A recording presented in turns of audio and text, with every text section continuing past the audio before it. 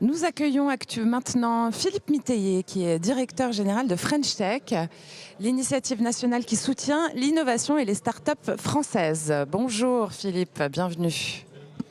Bonjour, merci de votre accueil. Je vous en prie. Alors French Tech joue un rôle clé dans la promotion de l'écosystème numérique, favorisant la croissance des entreprises technologiques sur tout le territoire.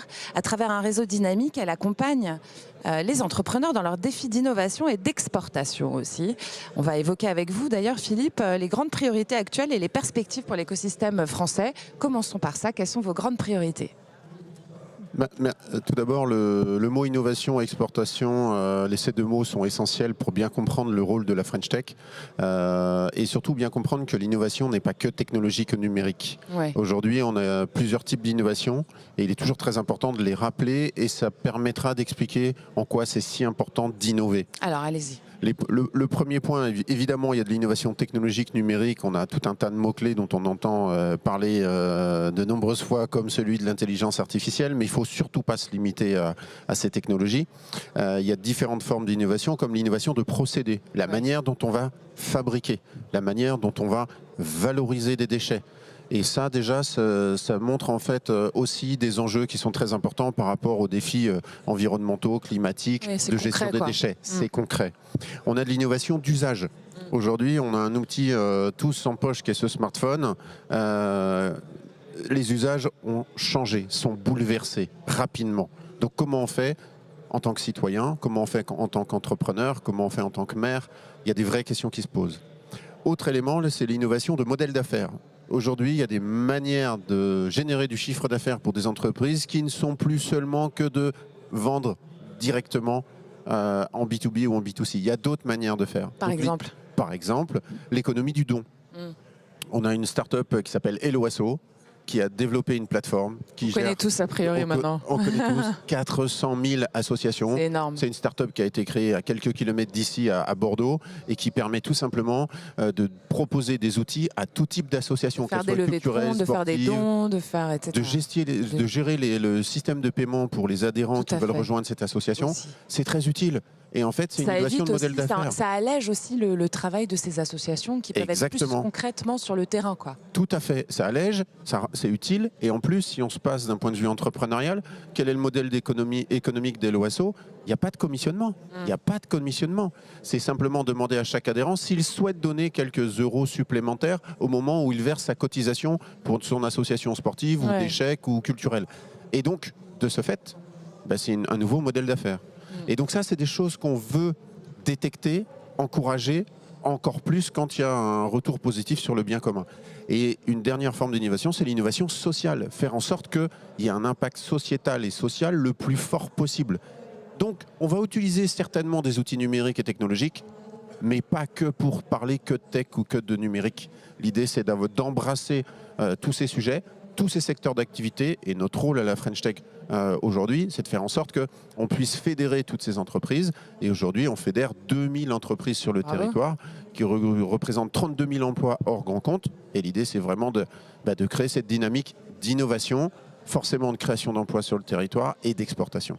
Alors, on le sait, vous soutenez l'innovation des startups françaises, on l'a dit. Alors, sur les startups, justement, comment est-ce que vous les soutenez? Puis surtout celles qui sont dans des territoires moins urbains, comme le territoire où on est aujourd'hui, ou d'autres types de territoires plus ruraux. Il faut savoir que le label French Tech a été créé par l'État. Il est attribué à des écosystèmes et des territoires à durée déterminée pour 3 ans. Donc on est renouvelé ou pas tous les 3 ans.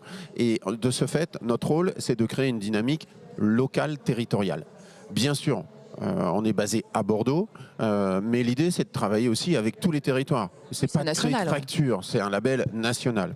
De ce fait, on a créé des partenariats avec des incubateurs, des pépinières, des accélérateurs, des investisseurs qui sont implantés ici à Libourne. Et l'idée, c'est de faire en sorte qu'on puisse aider à mettre en visibilité des initiatives entrepreneuriales qui se créent ici, des dynamiques, des choses très positives pour l'économie, pour le citoyen, et faire en sorte qu'on puisse accélérer cette mise en visibilité au même titre qu'une entreprise qui est en milieu urbain. Il n'y a pas de... Il n'y a pas de différence, quoi. Il n'y a pas de start-up des champs et de start-up des villes. Il n'y a que des start-up françaises et qu'il faut défendre. C'est comme les rats, il n'y a pas de les rats des champs et les rats des villes. Quelles initiatives vous mettez en place spécifiquement pour favoriser justement l'internationalisation aussi de ces entreprises innovantes? Alors, ce qui est très important de comprendre, c'est qu'un entrepreneur, il a 10 000 questions auxquelles il doit répondre par jour. Ouais. Et forcément, nous, notre rôle, c'est d'être un tiers de confiance. C'est de ne pas faire à la place de l'entrepreneur, de ne pas vendre des services parce qu'on est sous format associatif, ça c'est très important de le rappeler. Et en fait, notre rôle, c'est d'essayer de faire gagner du temps à l'entrepreneur sur du recrutement peut-être en local, sur de l'accès à du financement et sur l'internationalisation. Et on organise conjointement avec la région Nouvelle-Aquitaine, avec la CCI internationale, des délégations pour aider les entrepreneurs à exporter sur des salons, sur des découvertes d'écosystèmes à l'étranger, mais aussi, et ça c'est très important, sur des partages d'expériences entre entrepreneurs. Un entrepreneur qui a ouvert un bureau au Canada, moins isolé, quoi. il va pouvoir partager son expérience à un entrepreneur qui veut ouvrir un bureau au Canada. Et en fait, ce partage d'expérience, nous, on a la connaissance de qui fait quoi, et donc on fait ce lien, cette mise en relation. C'est une facilitation qui est incontournable, quoi. Incontournable, et aujourd'hui, ça permet de lutter, comme vous le dites, contre l'isolement de l'entrepreneur qui sont seuls face à des nombreuses décisions qu'ils doivent prendre tous les jours. Tout à fait. Une dernière question, quel rôle French Tech joue concrètement dans cette transition écologique dont on parle des entreprises françaises?